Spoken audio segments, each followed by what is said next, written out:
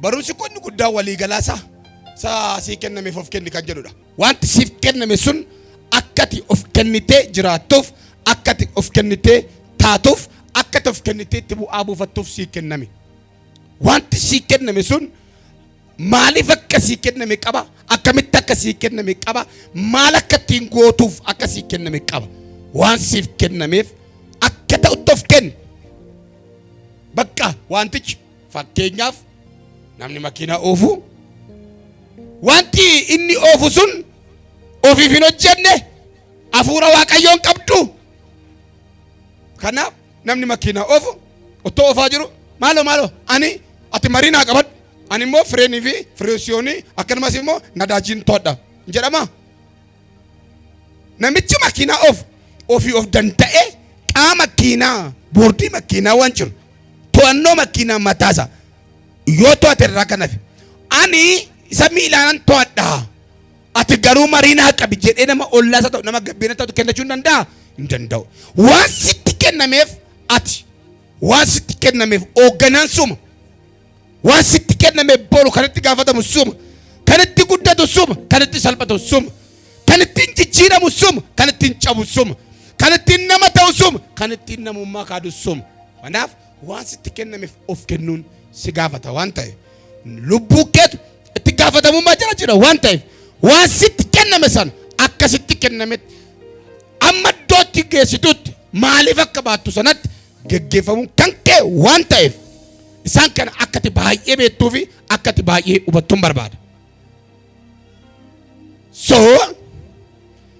jireenya keenya keessatti iddoo kana dhaqnee yoo dubbifnu Maatiyos boqonnaa 25 gubbaa kan jirtu wal qabsiiseen yoo raafamni ka'e yoo bubbeen ka'eyyuu markaba qe'ee kana dhaloonni seenan hin badani naan jedhe Waaqayyo. Mee ani hin badadhaame na isin dubbii sagalee Waaqayyootti haaraa taatanii maal taataniittu dhalattaniittu isin ilmaan badii miteedha. Namni sagalee Waaqayyoo baratuu fi namni sagalee Waaqayyoo dhaga'u nat hin badu raawwate sitti makana. Kanaaf iddoo kanatti macaafni qulqulluun yeroo dubbatu Maatiyos 25 lakkoofsa 14 kaasee amma 30 isa jiru madureessaayu inni tokko afaan Oromoon akkana jedha warra horiin itti kenname jedha. Warra horiin yookaan callaan yookaan qarshiin itti kenname jedha. Amaariffisa sanafa agalgaa'oota jedha. Agalgaa'oota dadhaboota jedhee hiika yeroo hiiku. Amma amaariffisa akkanadha. Oromiifisa ammoo warra horiin itti kenname. Macaafa qulqulluu gaafa dubbifnu macaafa garaagaraa gaafa dubbifnu horiin itti kenname inni jedhamu kun horii ishin jettu dur amaariffata taalent yoo ishin jedhamtu taalentiin kun meeshaa ittiin wantoota madaalan ture jedha. Yeroo dubbisnu yoo xiqqaate amma kiiloo giraamii 34 waa miishanuu kan danda'u mi'a guddaa mi'a kabajaa ture jedha. Yesus Kiristoos namoonni hojii dhiisanii dhaloonni too hojii danda'anii dhaloonni too waan gurguddaa hojjechuu danda'anii hojii dhiisanii gaafa isaan ta'an gaafa arguudha. Aqee ofuma isaadha. Biliqiin baankii wisdemiin IMX asirraa dhufe gaafa dhufu calqaba isa drive kan isaan godhanii qansiraan sa'aatii 3 jalqabee amma 11tti kan jalqabames Maatiyosuma 20 keessaa dhufe. Whatever wanti dhufu wanti koppii ta'amu biliqaan baankii liqaan waan hundumaa achumarraa dhufa. Waa qabsiisa fudhatanii libree fudhatanii waan fudhatanii kennuunis isuma yeroo sana hafuurri qulqulluun qabdii nuu kennu jedhu sanarraa achumarraa macaafuun qulqulluu irratti translate godhanii fayyadamu wanti biyya lafaa kan amma macaafa keenya orjinaala ta'e hin jiru maqaan Waaqayyoo ulfaatu. Yesus Kiristoos kana argeetu jedhaga kana argeetu maal jedha dhaqee namoonni otoo san dhadhaabatanii arganii dhadhaabatanii namoota sana ilaale. Yeroo ilaalu namoonni kun hojii akka danda'an bare waan tokko dhisi eebbisuu kana magana warra galgala dhuftan baay'een iyyuu gaa ameenii keessatti guddaadha malee har'aa kaasee waan siif ta'u siif haa kennu Waaqayyo. Warra galgala siif ta'u mijaameen jedha warra kan hin baranne waan ta'eef aboon eebba sarara jira irreen daa ani gaa ammuma dubbata siif haa ta'u jechaan deema kana booddee baadaan haasa'u alka kaasaa Waaqayyo waanumatti yaadde siif haa kennu. Ameen jettee tamoon jenne mee amayyuu ameen jedheedha. Waan ati yaadde Waaqayyo maal haa godhu? Waan ati facaaste Waaqayyo siif haa biqilchu hin biqilchin. Amma goofa baaraatti jettaa ofa bisa jette. Kan jallina facaafte, kan gidiraa facaafte, kan anna facaafte, kan soba facaafte naaf haa ta'u jetteettu siif haa ta'u. Lakkimmoo qajeelummaa kan facaafte, qulqullummaa kan facaafte, waaqa sodaa kan facaafte, gaarummaa kan facaafte boo naafaa ta'utteetta sii facaafte. Jallina kan facaafte, waan hin taane kan facaaftee dhuftee as kee jiru hin ulfooftaa jechuudha miilan. Maaliif jennaan naafaa ta'u jetteetta waan ta'eef jechuudha. Hunda isa dubbadheera siif haa ta'u. Galanni Waaqayyoof haa ta'u. Kanaaf Yesuus waan isaan hojjechuu danda'an warri haartaan ammas dabala haaraa ija isiniif haa godhatu. Namoota baay'ee guuraaf. Waan facaafte ana miti macaafan jedhe waan ati furratti dubbattutu sii ta'a. Nyaara guurratti itti dabala ammas maqaa Waaqayyoo haa ulfaatu. Kanaaf otoo sana dhaabatanii arganii jedha dhaqee isaan kana fudhaaga. Isaan kana fudhaa. Amma isaan barbaachisu waan isaan fayyadu boru bu'aa kan isaan buusu hin kennaaf.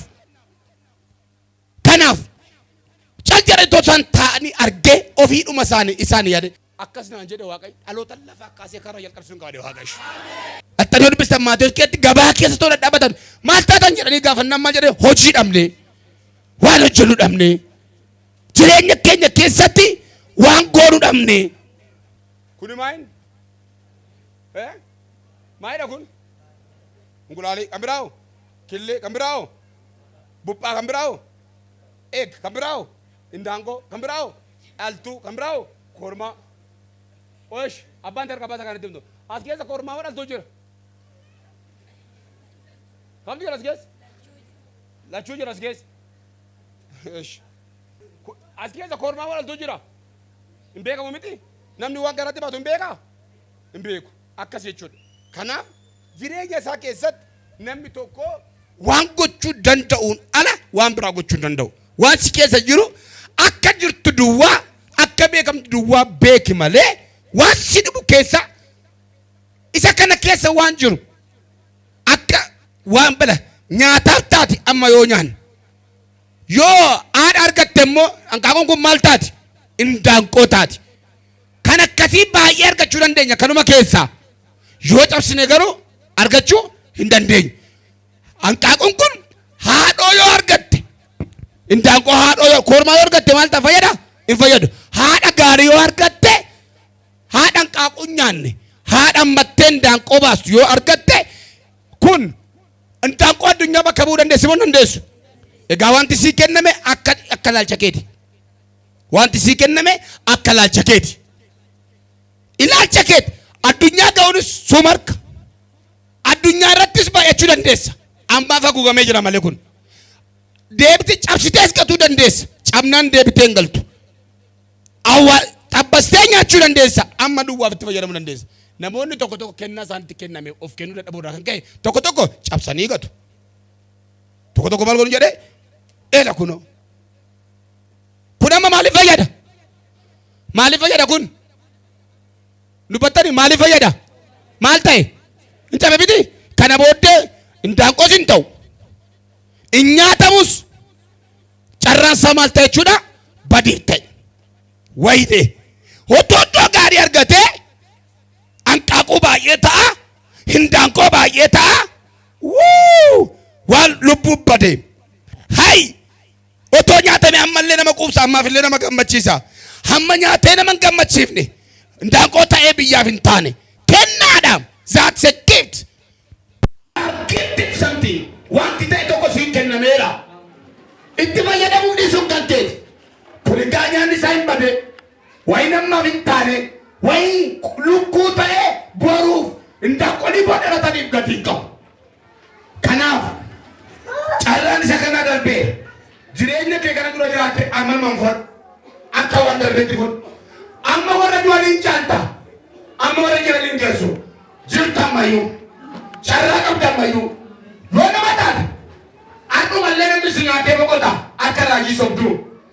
Yoo baa mul'ataa taate addunyaaf taata. Mul'anni yoo ati cabsite malee chawu. Mul'anni cubbuu kee miti. Yoo ati itti yaadde cabsite. Yoo ati gatii dhorkatte duwwaan. As keessaa gaafa laaltan namni cimaan eenyuun. Namichi maal eenyuun? Fakkeenyaaf namni kun lafa kaadhamu jedha kana. Sirkii sii kenna siin badhaasa qabda. Cabsa akka godhe saba tokko. Yaa uffata keenya faca'aati akka godhe fudhaa cabsa. Cabsiri. Kalla jiru cabsin jedhe malee. Injabu maani. Cabs. Dukaan sirkisii bitan. Minani eegatu mana sabdina ila debi. Yesus. Kada cabsu dhaqaba. Iyyaati kennaa konca godha. Yoo wanti bira dhiibbaa godhe malee dabarsitee waan biraa ta'uu kennite malee dabarsitee jalina ta'uu kennite malee jalina of tuulummaa ta'uu kennite malee otoo haqaaf jiraattu kennaan kee maaliin ta'u hin cabu. Ati minaan hin nyaanne. Firii nyaate? Firii nyaate? Mul'ata hin argee miti. Nyaatuun bara kana firii ta'e gitta eeganii kana. Caabsa.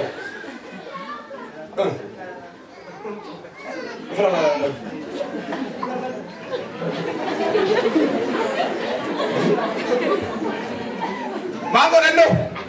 Iyyaati ani suuta hin dubbadha. Kennaan gocha godhaa. Jedha. Amma nagar ta'uudhaan waan jiran fakkaatu. Kennaa kana jabina kana caala moo jabina isaa caale? Ameen jedhe kana kennaan kee si caala. Inni kennaa sii kenne si caala. Kennaan kee si caala. Kanaaf waala akka salphaatti cabu kennaan magarsara kan tasu garuu nan beeka. Dur bolokkeettee jechaa ture. Dhugaa dhumna qaba. Garbuu nyaatee guddate ilfataa dhufe. Sirrittan beeku. Namni garbuu nyaatu namni qeeqoo kan warqee nyaatu nama cabsuu malee caban jira. Warqees qabu isaa warqee malee caggabu akka beekte.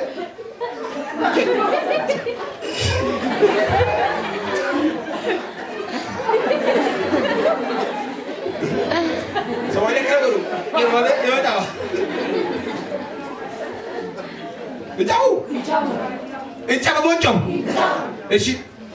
Bincang gak habis. Mana tak salam ni? Bagus. Kau le. Tak sebut. Bincang sini. Ya. Apa lagi? Kasam gak?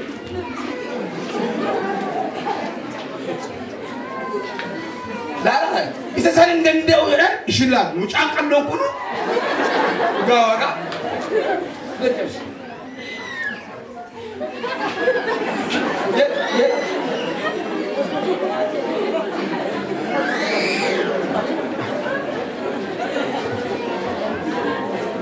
Kuna mana gua coba darah, cabut jadi. Amma sobat ni, cek mana mau kunin cabut jadi. Memang demi tu kunin cabut sana mir.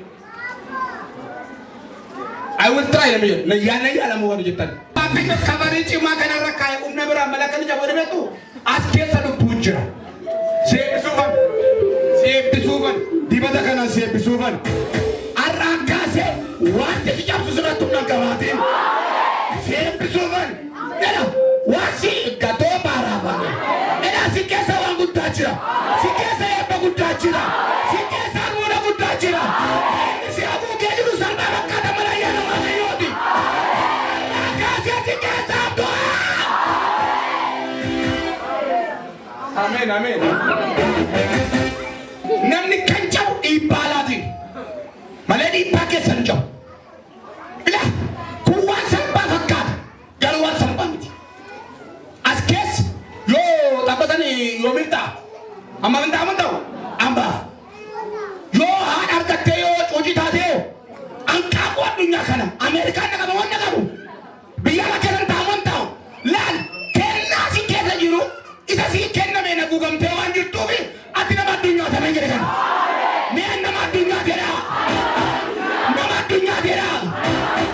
Yoga tegaro akasal patijam. Oto sana dapat ni argera. Akka umna sanit. Akka umna sanit. Tokati meti kumashan. Tokati meti kumalama. Tokati meti kumatoko kendel. Kana jechuun waaqayyo dandeettii namaa beeka jechuudha malee waaqayyo waan lama caccaalsa jechuu miti. Waaqayyo waan nama fayyadu namatti kenna malee waan nama miidhu namatti kenna miti. Addunyaa kana gubbaatti takka namni waliin caccaaluudha wal caccaalu. Akka namni wal caccaalu kan godhe maayin akkaataa itti fayyadama isa nutti kennameeti malee waaqayyo waan lama caccaalchisu. Namni maa wal caccaalele namni akkaataa wanta isatti kennametti fayyadamuuti malee inni shanitti kennames inni lamatti kennames fuula waaqayyootti baay'ee qixxee potential dandeettiin isaan keessa jiru garuu itti fayyadamuu irratti gargari. Itti fayyadamuu irratti gargari. Amma itti fayyadamtu si fayyada. Amma isaaf jiraattu si jiraachisa. Amma isaaf iddoo sii kenna. Dhaggeeffadhu. Kanaaf yeroo kennaa kana kennuu jedha. Dhaqaatii. Guddinni maal of keessa qaba? Beessa of keessa qaba. Dhaqaa. Bitaa. Gurguraa. Ani yeroo deebi'ee dhufu bu'aa isaa sinirraa barbaada. Naggaadee sirriidha. Waan sinirraa barbaadu qaba. Inni qarshii 5,000 fudhateera. Akkuma fudhatee maal godhe jedhe? Eeyyuu daandii bisa duusaa. Akkuma fudhatee. Namni 5,000 fudhate. Akkuma itti kenname siuma sana. Akka ittiin bitee gurguree meetii 5,000 maal godhe? Akkuma itti kenname yeroo isaatti fayyadame.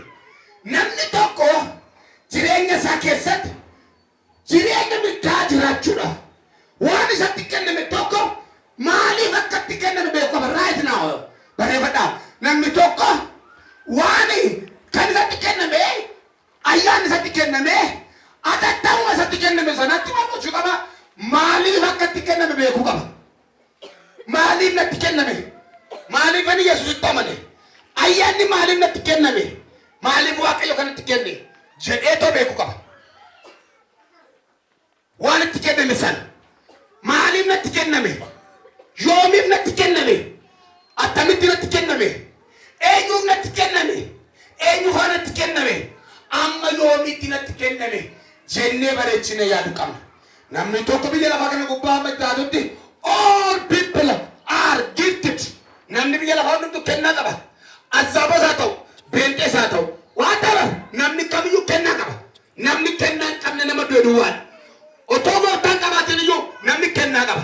Namni tokko waaqayyoo nama iyyuu waan gaarii godha. Nama walitti araarsa, nama jaalata, ba'aa namaa baata, hiyyeessa gargaara. Otoo gooftaan qabaatin iyyuu. This is a gifted. Kuni kenna namaa kenname. Namni tokko akkasumatti gooftaan qabaatin nama jaalata, ba'aa namaa baata. Loogoo namatti lakkaa'u. That is a gifted. Kuni kennaa neecherumaan jechuudha. So maabatti akka itti kenname beeku qabu. Yeroo itti kenname namichi kun maal godheera? Akkuma itti kenname maal godheera? Akkuma itti kenname ishee jettu kun baay'ee ibsitee fayyadama yerooti. Time management.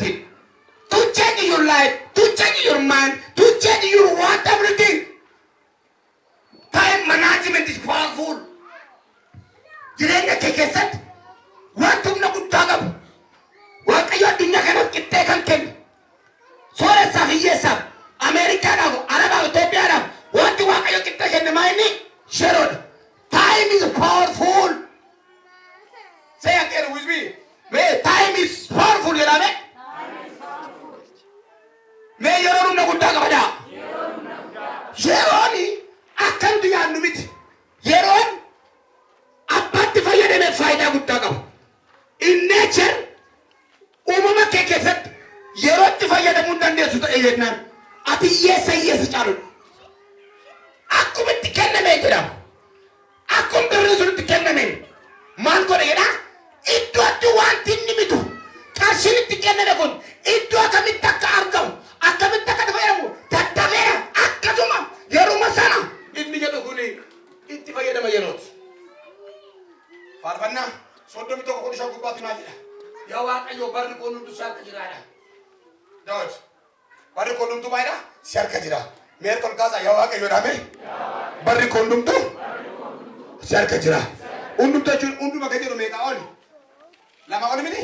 Bara lama qaba namni. Bara lafarra jiraatuu fi bara waaqarra jiraatu. Inni waaqarra si harka jira. Inni lafarra si harka jira. Barri kun hunduu si harka jira. Akka diinota koo keessa na baaseen. Kan koo si harka jira.